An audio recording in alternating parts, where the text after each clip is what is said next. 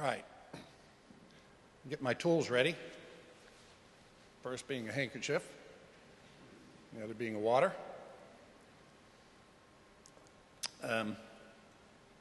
Just want to first and foremost thank Coach Dimmel so much for being here. If you know anything about football, coaches don't miss practices. And he took time out today, had his assistants run practice to come be here with Luke, flew out here from El Paso. Coach Waters, Luke's tight ends coach, also here today. So I can't tell you how much I appreciate it because I know that, once again, coaches do not miss practice. Now, that being said, you have a game on Saturday, so you better win. Because if Luke gets blamed because Dimmel and Waters were at an event, it's not the right way for him to go out, okay? I came up here, I was not going to do the eulogy. I thought there was no way I could get through it. Anybody that's been around me for the last 4 months, really 20 months, as soon as you mention Luke, how's he doing? I kind of lose it. Coach Garrett called me, and I said I wasn't doing it, I couldn't do it, and he said, you can do this. He said, you can do this. He said, you are the one that has to do it. So he convinced me that I had to do it. I thought, okay, I'm going to do this. I'm going to fight my way through it. I thought to myself, if Luke fought through what he did for basically 20 months, on and off, I can fight through 15 minutes up here. And then I thought about it, and I thought the guy that just told me you can do this couldn't get through 2 minutes of his own press conference. For somebody that was not his son. It might have been like his son. So I thought, well, maybe I should have asked somebody else if I can do this.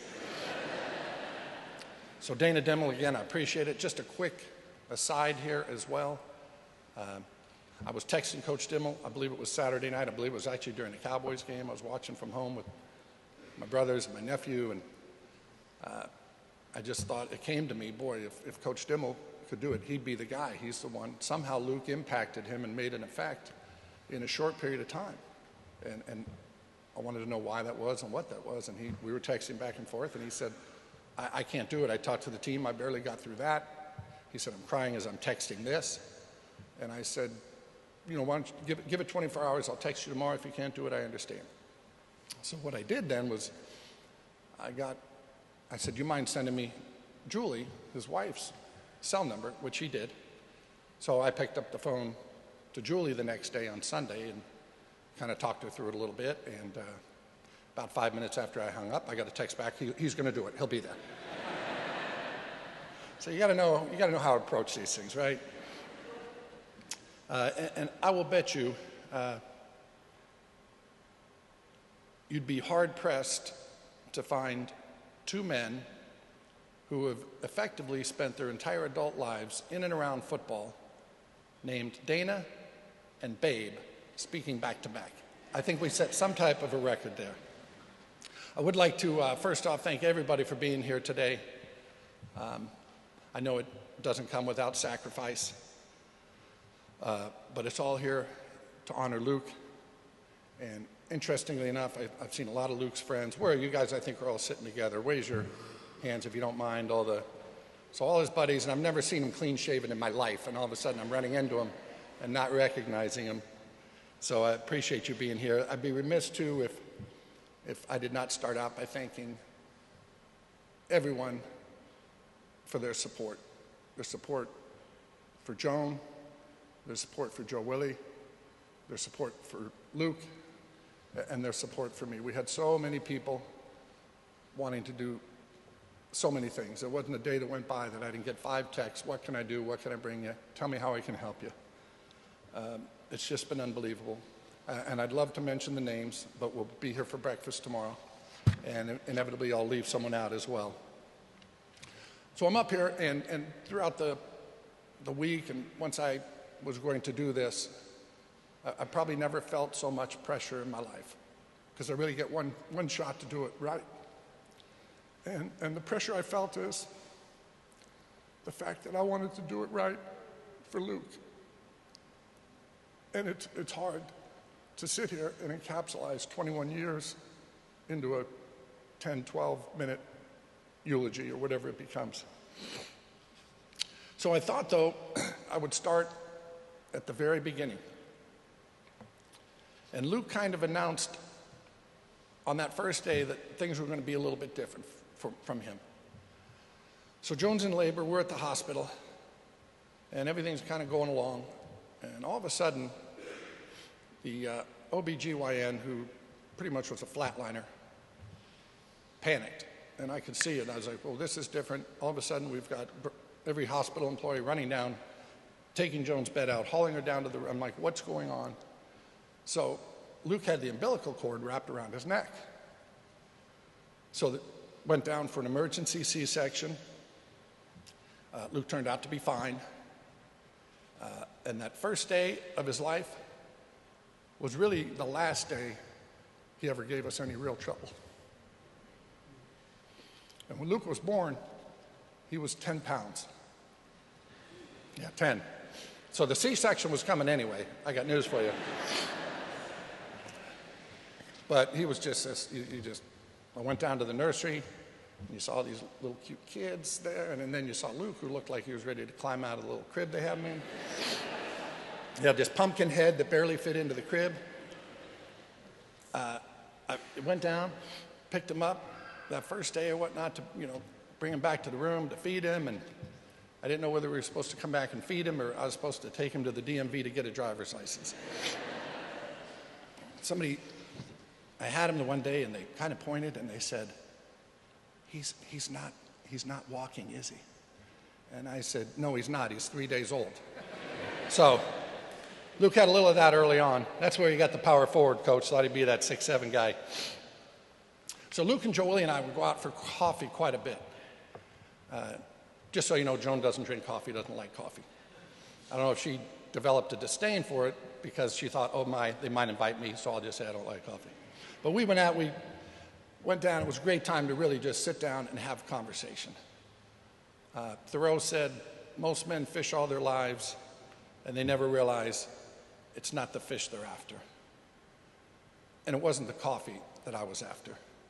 I was there to sit down, and the phones went away, and we just sit there and enjoy conversation at a small table. We always try to find a neat little place to go, whether it's here, vacation, on the road,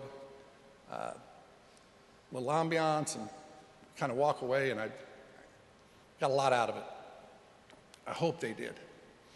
One day, I was sitting there having coffee with Luke, just the two of us. We were at a place called Crooked Tree down here in Uptown, and Luke was drinking his coffee black. He always drank it black. And I kind of just realized, I said, Luke, that's unusual. You're 18. And I said, most people, when they start drinking coffee, it's a lot of cream, a lot of sugar. Then they go a little less cream, a little less sugar. Then they go just cream. Then finally they get to black. It's really an acquired taste to have coffee. And I said, well, you just started out drinking black coffee. So Luke said, well, Dad, he said, I've been there. People go in, they want their caramel in the shot. They don't have the right caramel. Said then they want the sweetener because they don't want the sugar, and then it's the green packet and not the yellow packet, so they can't drink the coffee. He said, so I figured if we go into a coffee shop, they have coffee, and then so I can drink it. And I thought, that is quite a way around of knowing what you want. And Luke was certainly as decisive as they come about everything in his life. There was never a doubt when he said, I want to do this, that's what he wanted to do. I could take him to 632 flavors ice cream, and we'd walk in and Luke would say, I'm going to have the butterscotch. And I'd say, oh, but Luke, look, they got bubble gum, they've got pralines and cream, I want the butterscotch. Knew what he wanted. As parents, we think we're pretty good at teaching our kids virtually everything, right? It's our job.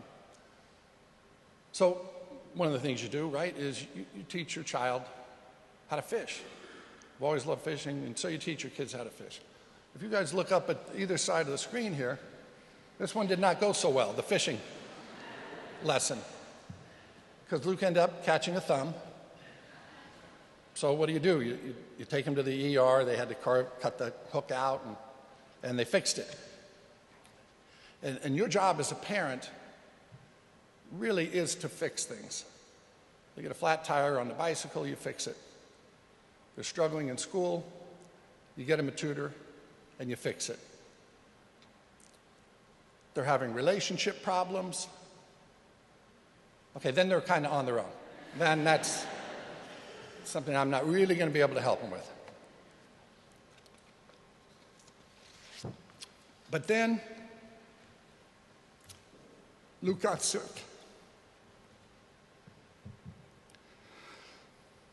Luke got really, really sick. And we couldn't fix it.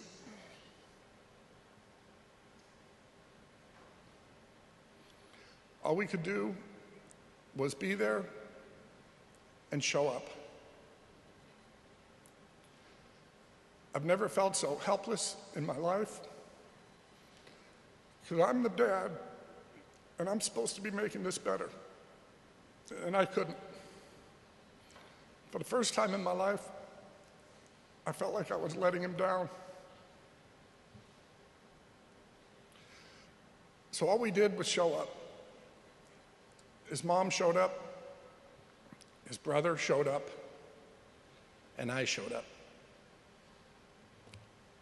We showed up for about 100 nights in the hospital that he spent ultimately. We showed up for 60 days of brutal chemotherapy.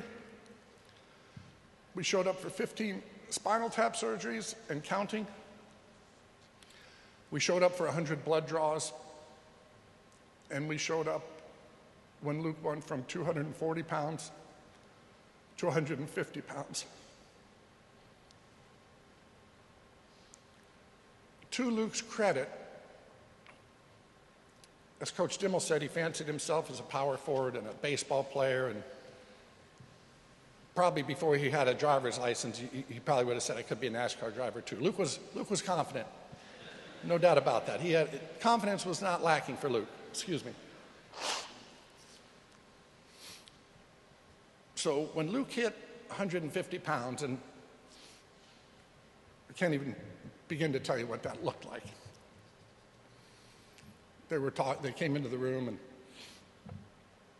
I guess to backtrack a little, the disease that he had, the cancer that he had, is called Burkitt's lymphoma, and it's very rare and it's very aggressive, and it chews up your metabolism at a rate about 75 times the normal. So any calorie that went into his body went out of his body. And there wasn't a lot of calories going in because most of the time he couldn't eat. So they walked in each day, he was 153, he was 151, he was 150, and each day they were getting closer to putting a feeding tube in him. And even in Luke's diminished state of, understanding things, but really just he was being wiped out by chemotherapy and the cancer and everything else. But he said, I ain't doing no feeding tube. I'm not doing a feeding tube. And I said, Luke, do you realize what they're putting in your body right now to keep you alive? I said, the feeding tube's going to be the least of your problems. Ultimately, he did not need the feeding tube. His weight started to come back up slowly. We talked about it down the road, and somehow it came up. And so Luke said, I might have done it if I had got to like 148 or 147. I might have said, I said, Luke, you went from 240 to 150. Where in your medical background did you make the determination that 148 would be the number? But again, that was Luke, confident in his abilities and also his medical knowledge. Someone asked Luke once if he ever got lonely. And I was waiting for the response. And he said, I never get lonely because I'm never alone. He said, my dad is there, My mom is there. My brother is there. Someone's always there. Now, he may never have felt alone, but I must tell you, I've never seen a stronger or more mentally and physically tough individual in my life. And I've been around some people that are pretty darn tough. Matter of fact, I considered myself pretty darn tough, and I would have tapped out so long ago. The pain he went through, we experienced it, we saw it. Some of my family saw it. It was almost unimaginable that this kid could fight through this. And I owe Luke an apology for not recognizing just how strong he really was. And part of the reason was he was always our sweet Luke. He always had a smile on his face or put a smile on someone else's face. So all that sweetness belied just how tough he was. I remember my brother Jeff, who lives in California. He told me he called Luke. He said, I call to cheer him up. And Luke was in the hospital for many, many, many nights and many long periods. But Jeff said, I called to cheer him up. He said, I get off the phone, and he has cheered me up. He said, I'm the one that gets picked up. I'm going to lift his spirits, and by the time I hang up, he's lifted mine. And that was the way Luke was. As Joan was fond of saying, he's my gentle giant. So when he relapsed April 5th of this year, we knew it was a bad sign. With Burkitt's lymphoma, they had told us basically, we're going to get one shot at this. And we took our shot in the initial stages. But a relapse was not a good sign.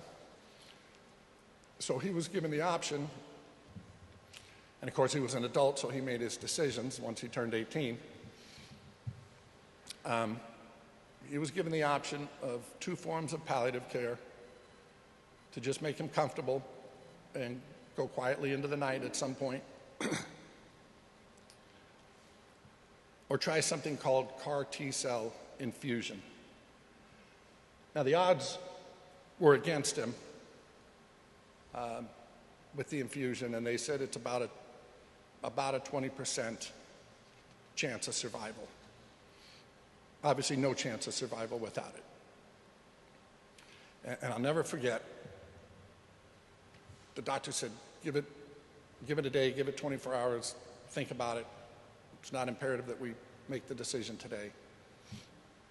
So Luke thought about it, and my guess is he probably thought about it in his own mind for about 2 seconds. So the doctor comes back in the next day and goes through. I'll never forget, he was sick. And when I say sick, I mean sick. And he kind of just lifted his head off the pillow, and he said, if I'm going down, I'm going down swinging. So he wanted the treatment. We'll look at the photos up here again. So he got his baseball bat. I've got it up here. So John Daniels, the GM for the Texas Rangers, who I believe is here today, he sent out a baseball bat. I told him the story. He was always checking in on Luke. Can't thank him enough for all that. So all of a sudden, the baseball bat came with Luke Laufenberg, UTEP here, his number on the handle. And this baseball bat will stay with me forever. I will keep that. Because when times get tough for me, I'm going to just pull a Luke Laufenberg and say, if I'm going down swinging. I also have to point out how fortunate we were to have Joan in our corner. So what are the odds that your mom was a nurse practitioner in pediatric oncology in the very same hospital that your son is now being treated?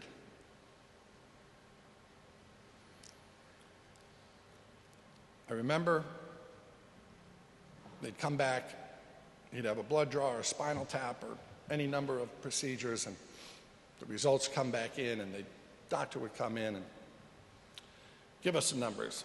And his hemoglobin was at 11.2, his ANC was 1100, his platelets are at 104, and I'd nod my head because I'm a man, so I wanted to pretend like I knew exactly what they were saying to me. And then I'd turn to Joan after that. I'd say, Joan, is that good or is that bad? So he had great care at the hospital, but when he came home, he got even better care. We'll have to pull back the curtain, though, on Joan's medical knowledge here. Hope you don't mind. Because I know Luke would like to tell this story if he was here, and he would. Matter of fact, he'd say, forget all that stuff about me being tough. Tell that story about Mom. So Luke was walking down the hall or whatnot, and we were out. He was back sick. And the second go-around, tumors started to develop in his body, and that was the initial. He had a big tumor in his back that developed. Matter of fact, he must have played for a month at UTEP with it, and he thought it was a bruise, and he was doing everything he could, stem and massage, and finally they MRI'd, and obviously the cancer had come back, and it was, so how he got through practice with that, I have no idea, but he did. But anyway, he was walking down the hall, and Joan said, Luke, it looks like you're limping. And Luke said, well, yeah, Mom. He says, I have a damn tumor in my butt. That's the one with the nursing medical degree, right? I will say this, Joan's lucky. I will not do this to her because I do have this photo. So Luke continued to work out. He laughing. He continued to work out. He couldn't drive. He couldn't drive for the last 4 months because he was on methadone and other narcotics that wouldn't be a real good thing. So he was literally not allowed to drive legally. So Joan drove him up to the gym, and Luke said, Mom, I'm going to work you out. So Luke sends me a photo of Joan. Keep in mind, this is a kid with cancer and tumors in his body, and Joan is passed out on a mat of some type. And I was like, so which is the one with cancer, and which is the one that's... So Joan didn't go to work out with him a whole lot after that. Luke knew he was terminal on July 12th. And we were out at my sister's out in California. That's where California was his nirvana, and we were out there for a few weeks. He was staying there, and I went down from Cowboys camp to visit for 4 or 5 days, and we had our coffee talk. And Luke didn't want to talk about any of this. Never talked about any of it, didn't want to bring it up. Just wanted to go about his business. So I did say to him, I said, Luke, if there's anything you want to talk about, I'm always here to listen to you. And he said, Dad, there's really nothing to talk about. He said, it is what it is, and we can't fix it. And it was so interesting to me at that moment because he didn't say it with anger. He didn't say it with resignation. It was just a matter of fact, well, this is what it is, and nothing we can do. Had another one of those coffee talks with Luke. Matter of fact, it was the day before he went in for what would turn out to be his final chemotherapy, and he would take that chemotherapy and basically never leave the hospital again for the next week. So he knew his time was short, and it was getting shorter. And as we were talking, I said, Luke, it's funny, we don't get the chance to pick our families. I said, but you and Joe Willie, you guys sure had a heck of a lot of fun together. And he said, if I could pick anybody for a brother, I would pick Joe Willie again. And I couldn't agree more, because if you were there, Joe Willie hugged him, he held the bucket when Luke would throw into it, throw up into it after chemotherapy, too many times to count. Most importantly, he comforted him. And Joel, you were a great comfort to your brother. When Joel walked through the room and came into that hospital room, all of a sudden Luke just perked up. Just all of a sudden it was a new Luke. He was ready to roll again and having fun and talking. And so anyway, July 10th, Luke and I worked out. I would call it working out. He was training, I was working out. Big difference. I'm trying to keep him not getting fat, and he's trying to go out and play D1 football. So we finished up our workout in the gym. We went out and we threw the ball. And Luke loved just catching passes, and I'd work with him, and he was so receptive. Usually kids are not, any parent will tell you, kids are not receptive to their dad's coaching. But he would just sit there, we'd throw, Dad, did I come out of that right? Did I break? Were my elbows in? So I loved it more than he loved it. And he loved it. So that was on a Wednesday. On Friday, we go back in. He kind of got sick on Thursday. We go in on Friday, and they ran some tests and did a scan, and they told him on that Friday, on July 12th, we sat in the little clinic room, and they said, you've basically got 2 to 8 weeks to live. Didn't break down, I think he knew his body was telling him something's not right. But when we got home, all he said was, his only request, he said, I just want everything to be normal. I want everything to be normal. And he was never more emphatic about anything, that he just wanted things to be normal. Now, I don't know how normal it is when somebody tells you you've got 2 to 8 weeks to live and then we're going to go about and be normal, but that's what he wanted. He didn't want pity. He didn't want to be a burden. I know he told a friend of his, I feel bad because my parents have to drive me everywhere and my friends have to drive me everywhere, and I don't like putting people out. I was just sitting there thinking, all he has been through, all that was happening to his body, and he's worried about the fact that his friend might have to pick him up or we might have to take him somewhere. So again, going back to everything being normal, he knew he was terminal. He knew he had a very short lifespan ahead of him. And if you look up at the picture, this was Luke. And normal for him was going in and working out. Normal for Joan was not going in and working out, as we found out. But this is a kid with cancer. He knows he's dying, and he's doing everything he can. Sweated like a pig at these workouts, but he was going to keep going. And he'd always come home and say, I'd ask him something, and he'd say, Dad, stronger than 80% of America. And he probably was. Even with cancer, he probably was. So that was on a Friday that we get the news. On Sunday, he wants to go skydiving.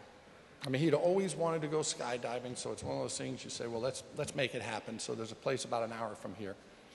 Trust me, I'd never been skydiving in my life, had no desire to do it.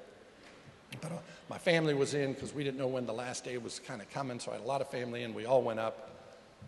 And not everybody was gung-ho on jumping out of an airplane, but I think everybody kind of said, well, you know, if Luke's going to do it, then we'll do it.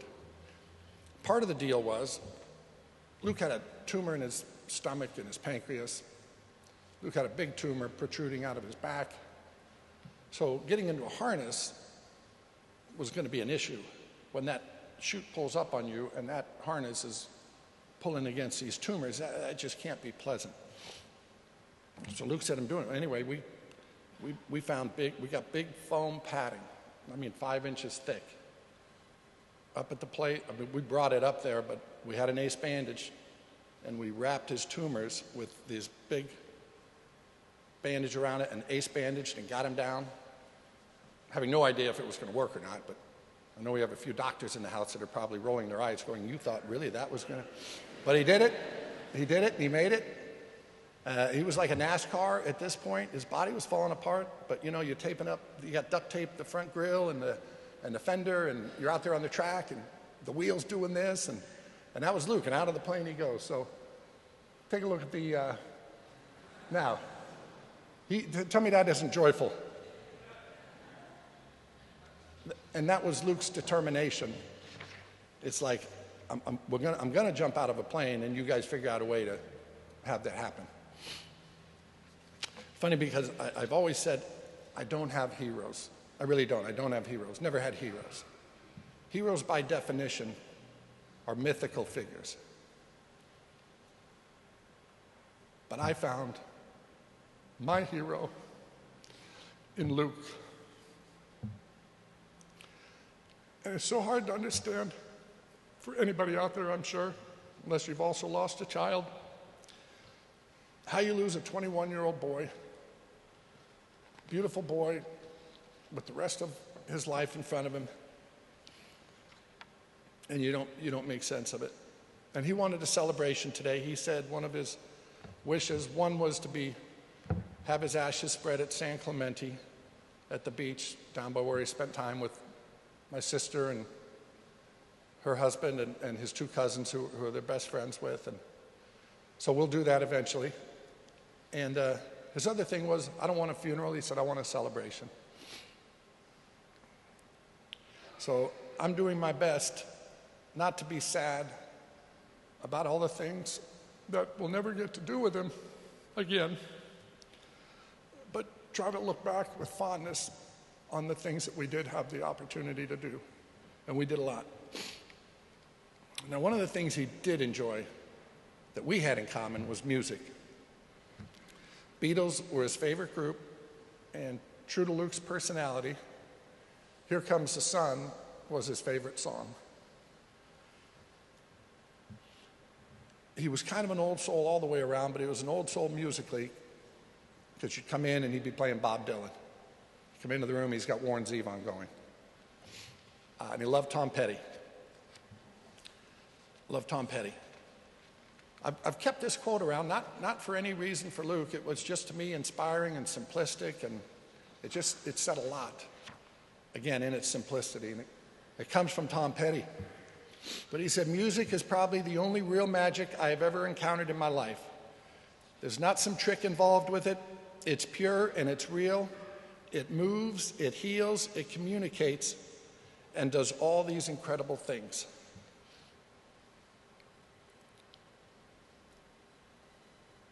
Thought about this, and I'm going to substitute Luke's name up there for music.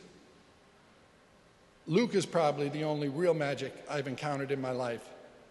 There's not some trick involved with it. He's pure and he's real. He moves, he heals, he communicates, and he does all these incredible things. It's interesting, too. I don't know how many of you had the opportunity. I'm not sure exactly where all the photos are placed in the church. I know we have different entryways. And every one of them, he's got a smile. Every one of them. He's smiling, jumping out of the airplane. My face was panic. So we're going through trying to find a little collage of photos for Luke throughout his life. Every one of them, it's a big old smile. No matter where he was or what he was doing. Well, the fishhook was not a real smile, but he almost had a little grin on it, like a smirky grin, like, gosh, look what I just did. So anyway, you try to make sense of this and why he's gone, and I can't. So the only thing I can do, and the only thing we can do, I assume that God needed a tight end. I assume that God needed a fishing buddy. I assume that God needed someone to listen to the Beatles with. He needed someone to make him laugh, and he needed someone to pick him up when he was down. So God needed a good man and he's now got one in Luke Laufenberg. Thank you.